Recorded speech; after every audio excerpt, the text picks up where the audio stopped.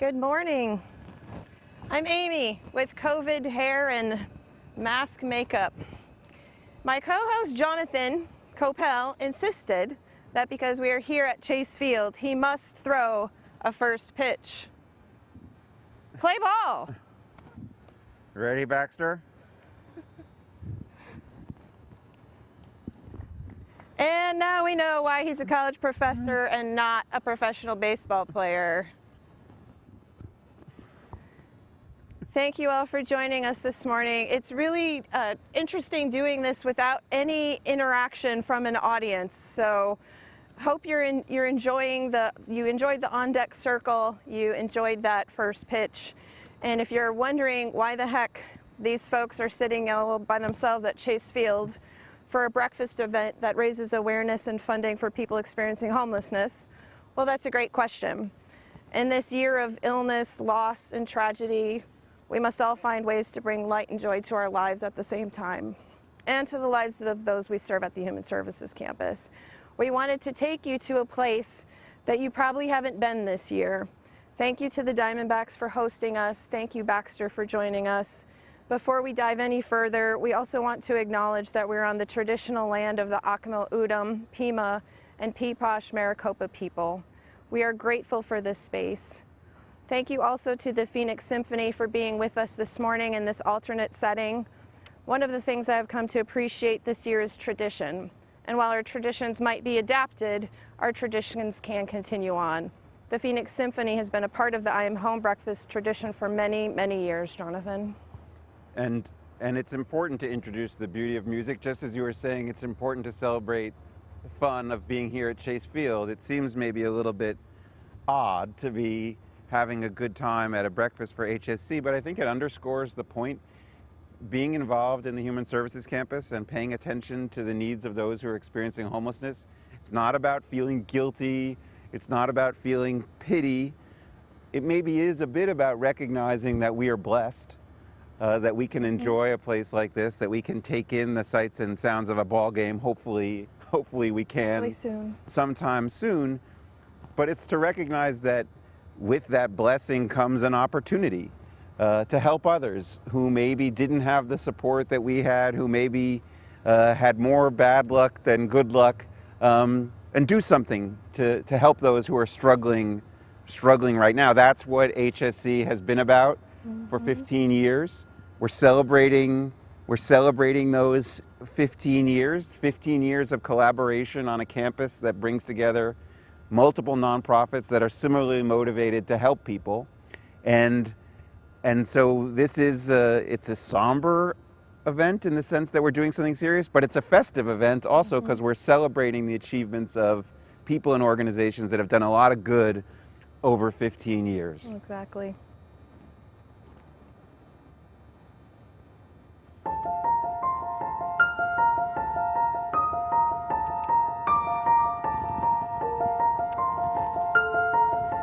The real need and the purpose for a campus was really twofold. First and foremost, the homeless, the working poor people were concentrated in downtown in the inner city, South Phoenix.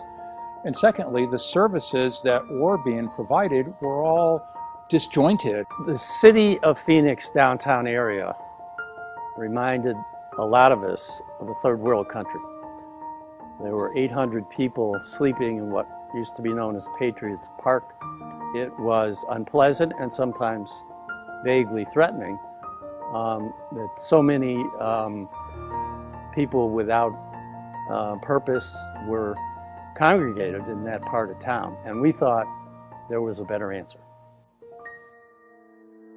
And so the idea was, let's bring together all of the people who are serving those less fortunate in and around the downtown community. Let's bring them together, just like a university would do, and that's how the concept of a campus came to be. The issues revolving around homelessness are complex, and it needed some comprehensive services. You just couldn't feed a homeless person or take care of their health care or give them a bed. There needed to be a continuum of care. A lot of cities have soup kitchens, shelters. That's a humane thing to do. It's a good thing to do. But the goal of this campus is ending people's homelessness. And ultimately, it ended up with the Human Services campus being funded and built. And that to me said, when we can focus and move together, then we can accomplish almost anything. With the idea that this was a real collaboration that we thought we had failed on 10 years before, we wound up making a lead grant of, I think initially was about $3.5 million. There were several factors that prompted us to do what we call make an investment in the Human Service Campus. It was obvious need, and it was the fact that this was a new model for the nation to put all these services in one place. And it was Mike McQuaid's leadership that gave everybody confidence in the project. And it clearly was a public-private partnership among many people in the community who were finally committed to do some important things for people who are less fortunate. When a client steps foot on this campus, right from day one, there's a plan on how they're eventually going to leave here. To me, and one of the main reasons that I am so interested in homelessness, because I have always felt that if it wasn't for very lucky circumstances, I would be one of the homeless people myself. Everyone is doing such intense work, fueled by passion and wanting to see change, and it's hard to get everyone on the same page, going in the same direction when we're trying new, innovative things all the time. But I think that is what makes it work. I think the biggest impact at the campus that I've seen is in the concept that the campus doesn't want to treat homelessness. They really want to end it. Yeah, this is a tough issue. Well, what are you going to do? It's going to buy us time. Well, what are you going to do with these individuals? Everybody gets to tomorrow, and then we do it again. It's been life-changing for each and every person, whether you're a client, whether you're a donor, volunteer. I think the opening of the Brian Garcia Welcome Center was a huge milestone. Really that welcoming place. I mean, I love when you walk in there and there's all these bright colors and there's people to greet you, and everyone has access to have an appropriate greeting and assessment and help start people on the right path. The biggest impact here in Phoenix is for the homeless, the working poor, who many of them use the campus on a daily basis until they're able to find permanent housing, to get a job, to get their life back in order. But it's more than that. Again, it goes to the fact that it's a role model for the country, that it has inspired other places around the United States to do similar type things. When I'm walking on the Human Services campus, whether it's St. Vincent de Paul's dining room or any of the different ministries and charities that are there, when you see the face of the people, they're so grateful. They're grateful that they're cared for. They're grateful that they're cared for in a humane, compassionate, kind, and effective way. I never dreamed that this place could help that much. They've turned my whole life around.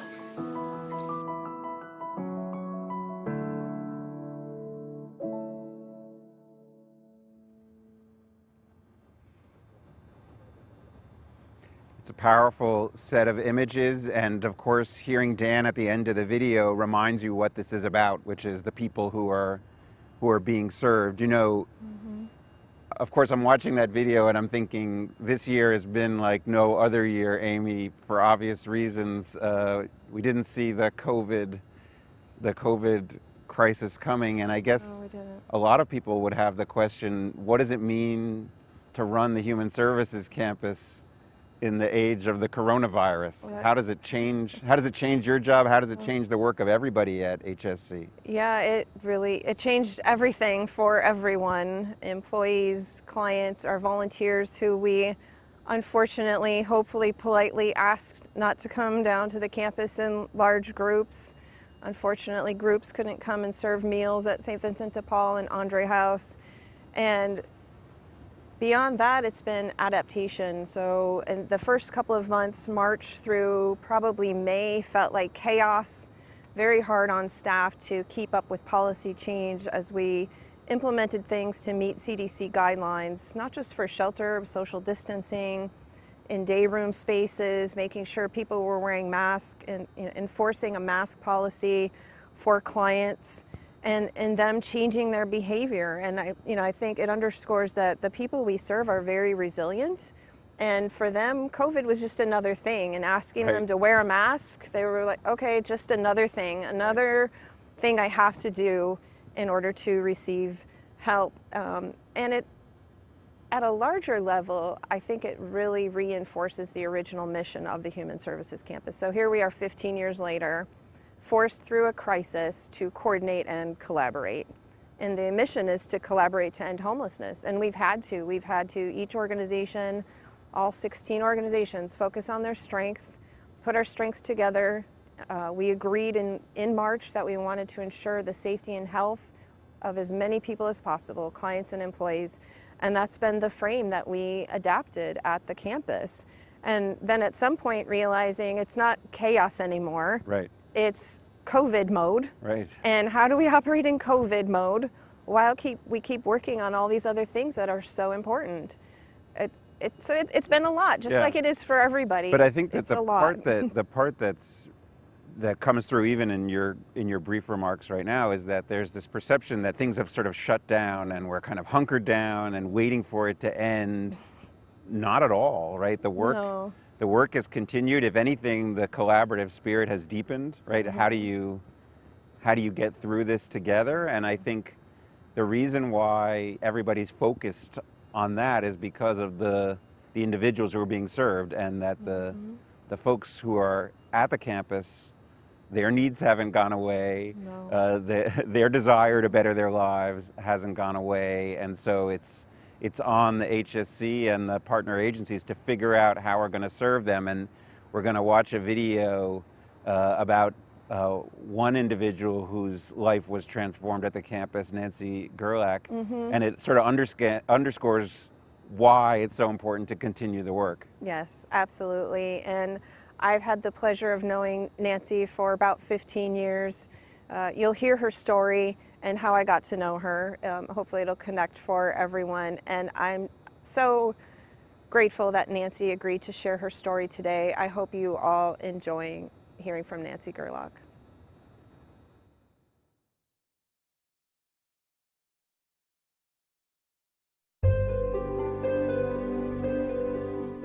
I was homeless from 23 to 25 and addicted. The prerequisites of homelessness is trauma. It's people who have mental illness or abusive childhood experiences. And I had abusive childhood experiences. And so what I did to cope with that is to use drugs and drink. I really didn't know what to do or how to live in this environment, and I was distraught, and it traumatized me greatly. I had to wait for 7 months when I tried to first get help, and when I was waiting in that time, I had to be homeless, and I'm 23 years old. What propelled me to change and get help was failure, and I was tired of living like how I was living. I never wanted to be homeless. It scared me so much. It was just so embarrassing and shameful. And people can see it on you. I walked down the street and people would see it on me. Or at least I believe they could see me. It doesn't even matter. But they would look at me with such looks and disgust. And they would see my homelessness, not my humanness. And when they would do that, it made me not want to exist more. Terrified. I thought that if I didn't exist, maybe that would be better. I needed a big change in my life.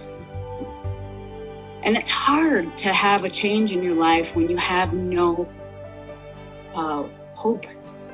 When you have no hope. When I had no hope.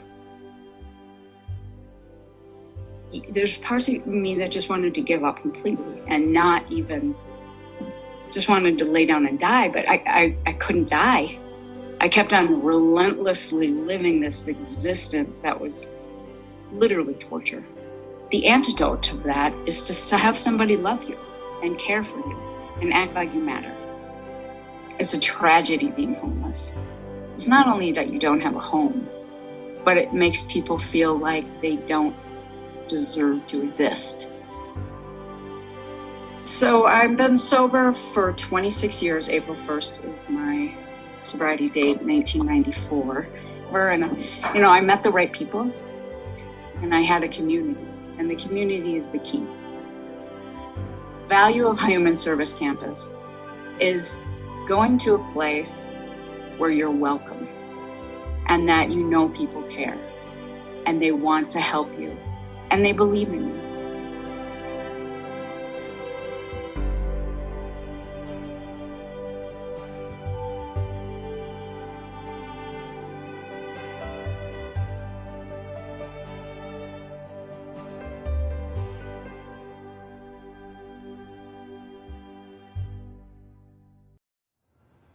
That is obviously an incredible, powerful story. And Nancy shows not only that people can be helped, but by helping people, there's a multiplier effect when they go out and then help scores of other people themselves.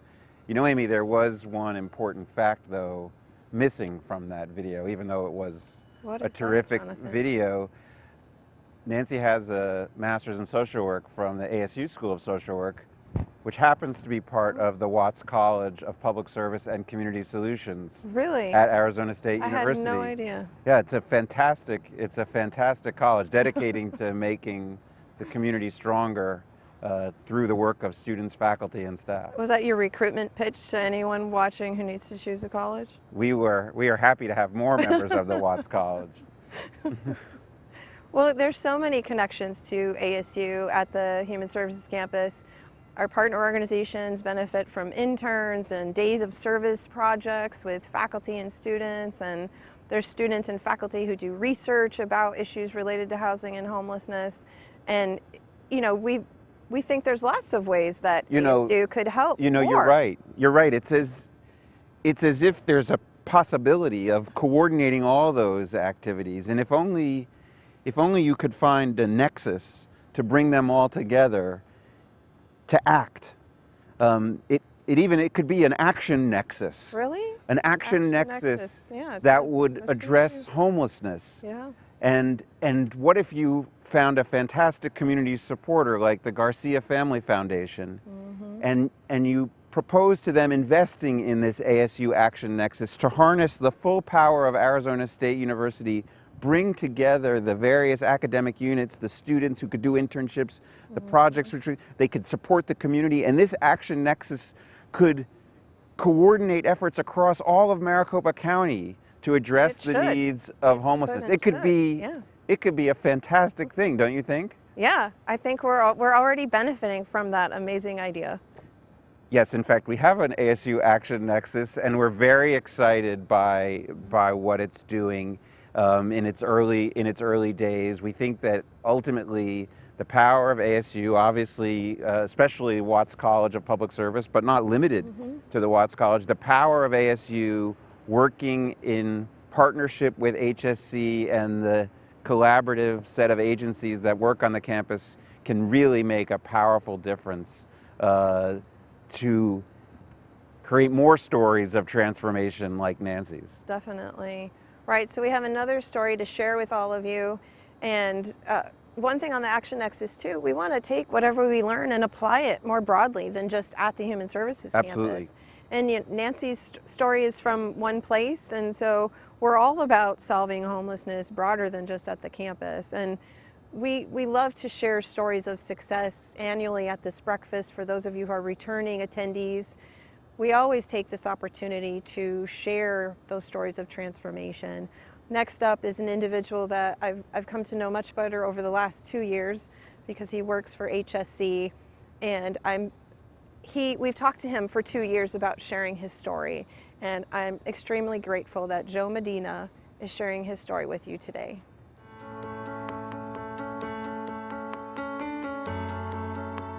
I started institutional life at the age basically of 13. So I didn't have a whole lot of life before that, but as a kid, I've been in and out since I was 13, approximately 1977, and I discharged parole in 2008. I became homeless because of my incarcerations. I came to the campus in approximately 1998. Over a period of 10 years, I was stumbling around my addictions that led to the incarcerations and the behavior to support those addictions. The lowest parts of my life always were set against the backdrop of why I'm on the streets, and I would have to reflect on criminal activity, addiction. The Human Services Campus, for me, allowed me a place to be myself. And as I was learning who I was to become, who I am, I really had to relearn who I was and feel good about it. I feel comfortable expressing myself that way. The campus, I utilized almost everything. I took part in my ID, my Social Security card. St. Joseph, the work was involved. Homeless court. The homeless court provided a place for me to actually address the various representatives, from law enforcement all the way over to administrators of the campus. And that was a big thing for me, because I was like, because I in institutions I lived a very aggressive life, and and then you come out here and you're just still doing it. So I had to basically put down that mentality, that lifestyle, those responses. I started as a volunteer around 2008 until 2013, and then I came back as a part-time worker in 2015, I believe it was. And I'm currently full-time in this mailroom right now. I have been full-time for about a year, and it's a very new life, and I do enjoy it. My life right now is pretty much open, so I'm very blessed to be working here. I recognize that, and I'm grateful. The campus and I have had a long history, or at this point already, it's almost 20 years. I'm just grateful that the campus has always existed in one shape or another, because they're here to provide help. Is a blessing. It's a blessing. I'm just glad somebody was thinking about it.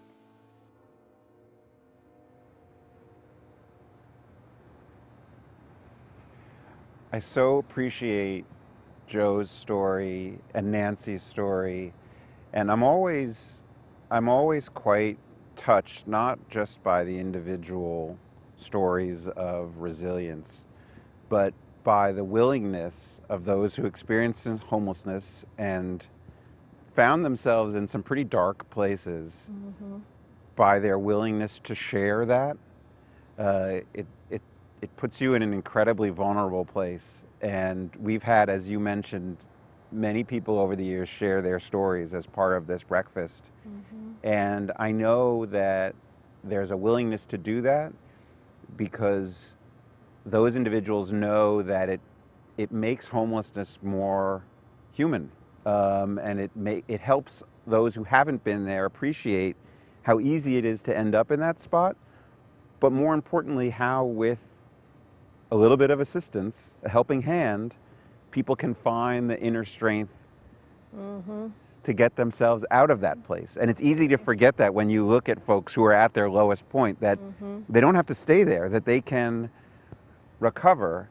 And what impresses me about the HSC and the collaboration that happens on the campus is how many people have been moved in the way that Joe and Nancy has. And I thought, Amy, it would be useful to talk a little bit about the scale, the numbers, because the individual stories give you a sense of what's going on, but the numbers talk about the power of the HSC. Yes, and we've served tens of thousands of individuals over 15 years, and many of them will never know their full story and their name, and a lot of people end their homelessness and they're not interested in reconnecting with us, and rightly so. It's very traumatic, as Nancy talked about trauma. And the numbers are a little different during this COVID time. However, we still served over 5,000 people, unduplicated individuals, over the last fiscal year. And through the Brian Garcia Welcome Center, our team assessed nearly 3,000 people for their intake and assessment into the housing placement process. We diverted 501 people out of our system, 501 exactly, to family, friends, or support networks, and 83% of those people did not return to homelessness after 1 year. And that's really what we're all focused on at the campus, finding individuals the right housing placement that's appropriate for them, that's a place where they can be permanently, that's affordable, that has the level of supportive services that they might need. And during the pandemic, our staff have been creative and found ways to keep serving as many people as possible. We converted a space, a day room space, to be a high-risk shelter for people who would be most vulnerable to COVID, allowing them to be inside 24/7. And we operated that space for about 4 months, serving 150 people, and only 6% of those people testing positive for COVID. So we're really proud of this collaborative work to reduce the exposure to COVID. And I'm often asked over the last 9 months, what is the exposure to COVID and how is it affecting the population? And I think because of our place and the way we deliver services, we've actually been able to reduce the spread amongst our population. The mailroom piece, where you saw Joe standing in the mailroom, Right. That's really his program. And he served over 3,500 individuals with mailroom services. And it's not often talked about. You have to have a mailing address to do anything. Right. You don't think about it. If you're homeless, you can't get mail. To make progress, you have to have a mailing address. Right. So potentially most importantly, pretty important, collectively, as our 16 organizations, we connected over 2,400 people to permanent housing in the last fiscal year. And that's the unwavering focus that we have, is on housing, and every organization contributing their strengths to make our ecosystem strong. And we could be doing more. We could be sheltering more people. We have space with Cass and Andre House to shelter 330 more people per night. And we have a request pending with the City of Phoenix to be able to do that. And Jonathan, thank you. You've been very actively involved in that process. Thank you for investing so much time as our board chair. Yeah, and so as Amy referred, HSC and Andre House and St. Vincent de Paul, we're all applying right now for permission from the City of Phoenix to increase the number of beds that we can have available to people who are experiencing homelessness. Our partners at Cass have actually a certificate of occupancy on the building that they run their shelter that would allow more than 200 additional folks to stay there, and our partners at Andre House are willing to build a low barrier shelter that will accommodate probably 100 more people. And we think it's extremely important, for the reasons you just discussed, to increase this capacity. You know, there are hundreds of people sleeping on the streets every night. Obviously, Amy, you know better than anybody. You see these individuals every day. It's a tragedy for those individuals. It's a hardship also on the community to have people living on the streets. It creates a mess. It creates noise and other nuisance. And these are human lives that are stuck in some sense because they don't have the ability to embark on the transition you just described. And I think it's that transition that's so key. We don't view ourselves as just a place where people can sleep. It's a place where people can find the stability necessary to get the medical care, to get the dental care, to get the job training, to get the social services, to get the case management that gets them into permanent supportive housing. That's how we measure success. The zoning permit application process, yes, it's about getting a roof over people's head when it's very cold out or very hot out. And that's a life or death matter. I mean, let's not be subtle about that.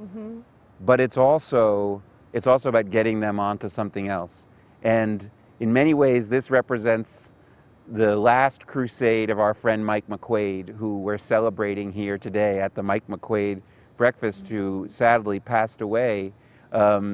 Mike was passionate about increasing the capacity of HSC because he saw the need And anybody who knew Mike knew that when he saw the need, nothing was going to stop him from doing everything in his power to address that need and to end human suffering and to make a difference. And so I'm excited to celebrate Mike today in the context of this discussion.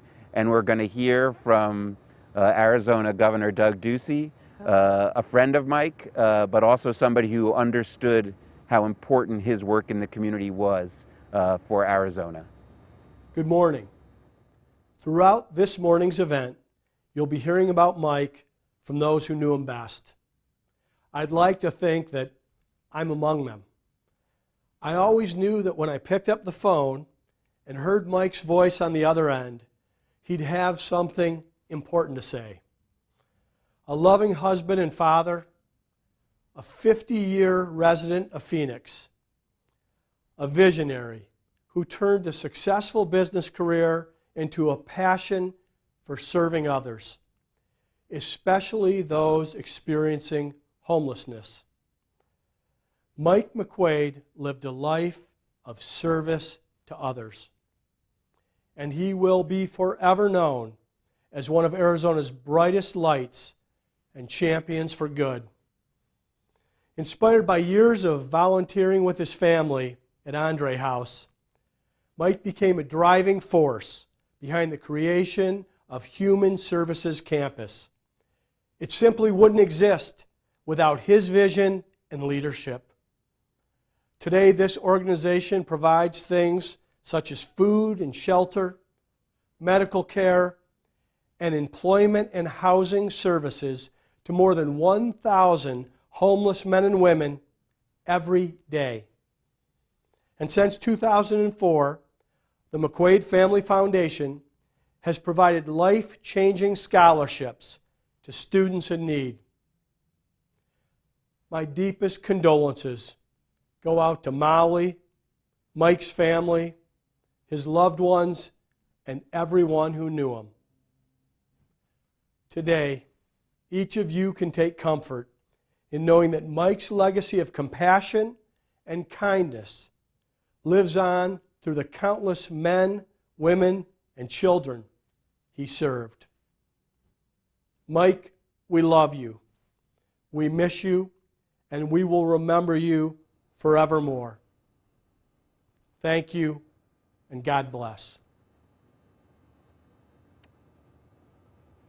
Well, thank you to Governor Ducey for sharing that personal message with us. It's so fitting that the governor of the state of Arizona wanted to share words about Mike, because Mike literally knew everyone. At least that's how it seems to us. We would talk about needing to have a conversation or a meeting with someone, and Mike would say, oh, I know him, or I can reach out to him or her. It felt like he literally knew everyone, and that was one way that he contributed to helping this work of ending homelessness move along. And I know Molly McQuaid is watching, and want to thank you for sharing Mike with us and sharing Mike with our community. I'll probably read off a piece of paper right now so that I reduce the amount of tears that might come through as I share some thoughts. Queen Elizabeth II said, "Grief is the price we pay for love." 15 years ago, I met Mike when I was at United Way, and I quickly started calling him an angel in our community. He moved uniquely with a grace and sometimes a stern, focused gaze. He could maintain a poker face and then turn on the brightest smile. He was a bridge between social services and the business community. He was and will always be our community's most valuable player in our collective work to end homelessness. He helped me find my home personally and professionally.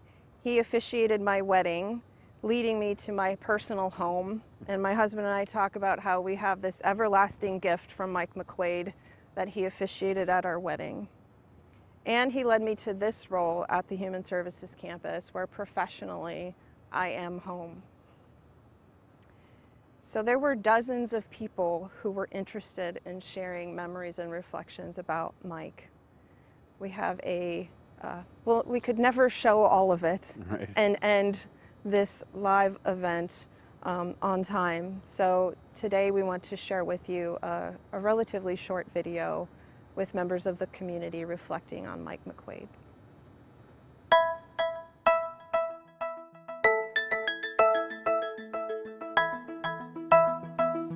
Our dad is loving, caring, and generous. Competitive and very, very caring.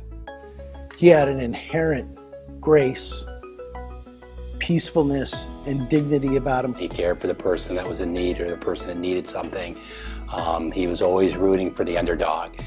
He lived his life just as everybody saw it, giving back all the time. He wanted homeless to end. He wanted everyone to have a home. He was a very joyful person. He was a fun person to be around. He was a person who was never down. He always believed, even when we went out and we were trying to get money from people, we'd go to talk to people about what we were doing. He was always hopeful. He made us all better. People wanted to follow him. He was such a great example and so passionate about what he did that, I think people would do anything that he asked them that was legal. When I think of Mike, I think of his beautiful smile. His smile. Well, it could be a smile that he was really having fun, or it could be the same smile when he was just trying to control his reaction. He is a businessman, a business entrepreneur, and yet he devoted so much of his time, his voluntary time, to being a leader within the homeless community. And he was there, and he never gave up. The level of commitment and time that he spent down there in his blue jeans, in his tennis shoes, doing some of the work that many don't want to do. And I saw it a lot of times when other people didn't see it. Late at night, in the worst of times, there was Mike McQuaid doing what he did. One of the things I remember most about Mike is when we first opened the Human Services campus, the lawyers told us, the attorneys told us that Mike had to be an employee. He was in charge of the campus, and for whatever the legal reasons were, Mike. So that wasn't in the budget. We did not have a budgeted employee. So we had to negotiate with Mike on salary and benefits and so forth. And Mike is a good negotiator. Mike's a good businessman. And when we were all said and done, it took a couple of weeks, we came to the agreement of $1 a year. And somehow we forgot to pay him the $1 the first year and the second year. It just slipped by us. And when the 2008-2009 market crash came and everything came to a standstill, I remember Mike coming to us and saying, that $1 a year salary, I think it's 3 years now. Any chance I might be able to get that? Because he just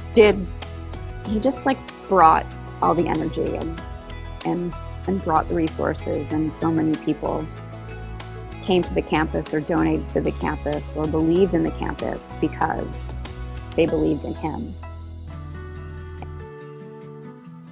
He was a humble guy, and he probably doesn't even like this amount of fanfare that we'd be making in this video right now. He'll always be remembered. He had a huge impact, and he'll be remembered. He truly shaped the mindsets of this police department related to how we engage and interact and provide police services to the homeless population. And one of the things we can't forget with Mike's legacy is Molly, his wife, who also lives it and was so supportive of Mike and feels the same way that Mike did. And I think she was really part of the team that made Mike who he was publicly and privately. And when you reflect and think about my father, you certainly, you have to. He always gave Molly credit. Yeah. He was back to his bone. He always gave her credit. And they had this really, really unique, special love affair, friendship. They were best friends. They did everything together. The time that he spent away from home and even away from business in order to do things for this community, and he deserves a lot of credit for it. I think Mike wouldn't want to be so much as remembered in a traditional sense. I think he'd want people to act in the way that he acted. He'd want to see involvement. He'd want to see true compassion, caring. He was really focused on how he could bring community together, and I think that would be the greatest legacy we could leave the guy. I think Mike taught us that this isn't just important work. This is work that's necessary if you really want a fulfilled life. We're happy. We're happier because we met Mike. We're better people because we met Mike. We miss my dad. I miss my dad. Miss my dad. Love him. Love you, Dad.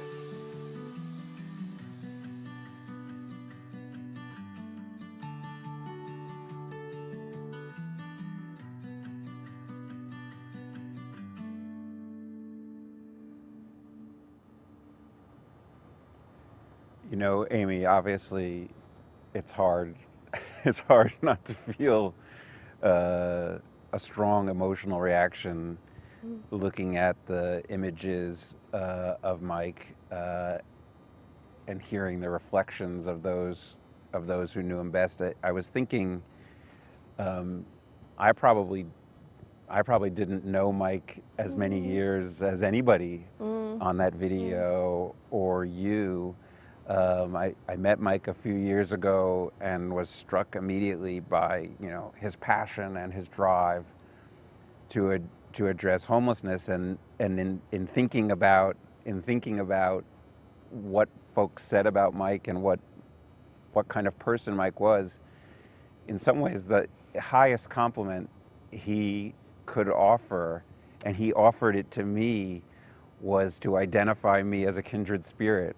And I'm incredibly honored that he saw me as a fellow traveler, and got me involved in the campus, and ultimately trusted me to assume his role as chair of the board. It really is it's a sacred responsibility. I've never met anybody who was so focused and so clear in his own purpose to be the answer to this problem, and more importantly, to help the individuals. I really do believe that, yes, Mike was concerned with the problem of homelessness, but he was more concerned with helping the individual who he saw before him. And I saw him interact with clients, and I think he interacted with clients on the campus the same way he interacted with business partners and those he was doing work with, as human beings. Yes. And that's the most powerful lesson of all, right? Which is, these are people suffering, struggling, who we can help. And Mike was all about helping them, and the work with the campus was all about helping them. And one of the things he did was raise money to make this human services campus functional. And, you know, I could hear Mike's voice through that video, and I can hear it right now. And what his voice is saying to me right now is, Jonathan, stop talking about me and get to the ask. Yes. Because we are all forever grateful to the incredible work that Mike McQuaid did raising money for the Human Services Campus. This breakfast was, in many ways, the organizing principle through which Mike leaned into his friends and colleagues and asked them to contribute to make this campus work. And so we feel a heavy burden trying to live up to Mike's example in that regard. And so I'm asking you at this point to find a place for the HSC in your giving. The financial support makes an incredible difference. Even relatively small amounts of money make a difference. Just $50 pays the housing application fee for one of our clients who's trying to move on. $200 is often all it takes to divert somebody from homelessness, maybe reconnect with a family member or find a way home. $500 helps pay for the supplies necessary to move into a new apartment. So no matter what you can do, no matter what you can do, it makes a difference in the effectiveness of the work of the Human Services campus. And when we say hashtag be like Mike, yes, it's about the financial donation, but it's about finding the generosity in your heart to see another human being and say, how can I help get that person where they need to be? Yep. And that's what Mike showed me, right? That's what it means to have that as your purpose. And I'm dedicated to that idea. You know, these are turbulent times. Obviously, I think we all feel a sense of dislocation. We've got COVID, we've got unsettled politics at the moment. Think about how jarring that is for somebody who doesn't have a safety net, who has no relief pitcher in the bullpen who's going to come and bail them out when things aren't going well. And we ask you to find a place for them right now, and be like Mike in that way. Be like Mike. Something to live by. And I know you've all been seeing a donate button, donate information scrolling on the bottom of your screen. So technically, for instruction purposes, you can click on that donate button. It will take you to a page and show you how to make a credit card donation, or instructions if you prefer to mail a check. And as Jonathan said, every dollar helps us to serve these 5,000, 6,000 people every single year, and we'll continue to do that. Before we close, before we get to the full bottom of the ninth inning here at Chase Field, I want to thank my co-host Jonathan, thank our staff, the production crew, our folks that helped us set up today. I want to thank donors who stepped forward in this pandemic, foundations and individuals calling us, asking us what we need, which is the best question an executive director can get. What do you need? How can I help you? We're so grateful to all of your support. And especially for me, I'm most grateful for our staff. And they're essential workers all the time, not just during global pandemics. Our frontline staff are essential workers. They are the heart of our organization. They demonstrate fortitude, resilience, and creativity. And thank you to their families for supporting them in this work. Thank you all for watching. Let me echo Amy's thanks. Thank you for being part of this. I too thank the staff and the team that do the hard work every day. It is really, it's awe-inspiring to see the generosity of spirit of the folks who work with our clients every day.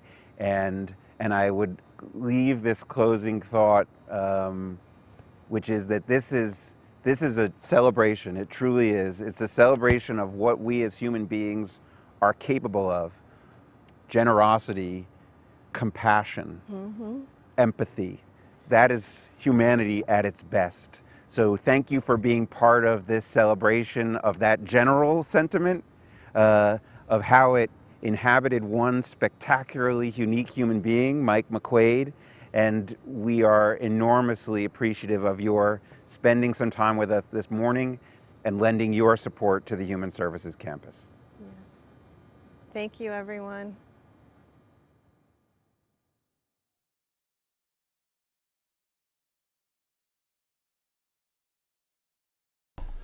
Ladies and gentlemen, thank you for joining us today at Chase Field, home of the Arizona Diamondbacks. For today's Mike McQuaid I Am Home breakfast, and thank you for your support and generosity.